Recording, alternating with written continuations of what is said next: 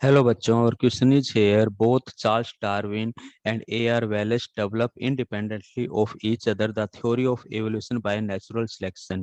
Yet Darwin is given credit for the theory because he देखिए A.R. Wallace की अगर हम बात करें, ठीक है, और साथ ही हम बात कर लें चार्ल्स डार्विन की, तो दोनों ने ही हमें क्या बताया था, नेचुरल सिलेक्शन का कंसेप्ट दिया था, नेचुरल सिलेक्शन की थ्योरी दी थी। अब क्वेश्चंस में ये कहा गया कि इसका क्रेडिट केवल और केवल चार्ल्स डार्विन को जाता है, ऐसा क्यों है? तो एक एक करके हम स्टेटमेंट देखते हैं। पब्लिश्ड इन फर्स्ट, नहीं, ऐसा ये रीजन नहीं है। देखिए चार्ल्स डार्विन ने 1859 में अपना काम पब्लिश्ड किया था, ठीक है, okay.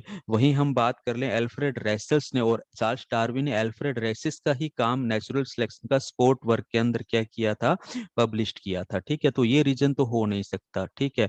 Has travel outside Europe for his evidence, देखिए अगर हम बात कर लें चार्ल्स डार्विन की, तो चार्ल्स डार्विन ने, हम बात करें साउथ अफ्रीका की जर्नी की थी, ठीक है, ओके।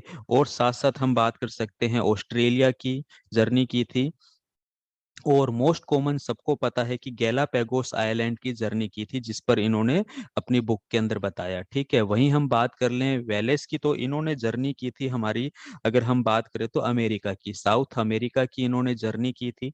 साउथ अमेरिका के साथ साथ इन्होंने कुछ ईस्टर्न एशिया का पार्ट्स भी कवर किया था। तो ये भी हमारे यूरोप से बाहर गए थे, ऐसा नहीं है दोनों ने ही यूरोप के बाहर की जर्नी की है, तो ये भी रीजन नहीं हो सकता। Was older and more respected, नहीं, ऐसा भी रीजन नहीं है, ओल्डर नहीं है। उल्टा अगर हम बात करें, जो हमारे वेलेस हैं इनका काम ओल्डर था, ठीक है।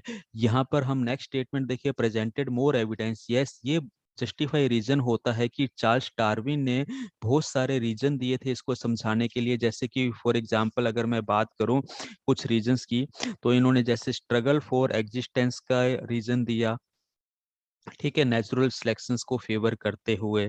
फिर हम बात करें ओवर प्रोडक्शंस का, इन्होंने रीजन दिया, ठीक है, जिसको हम बायोटिक पोटेंशियल के नाम से जानते हैं।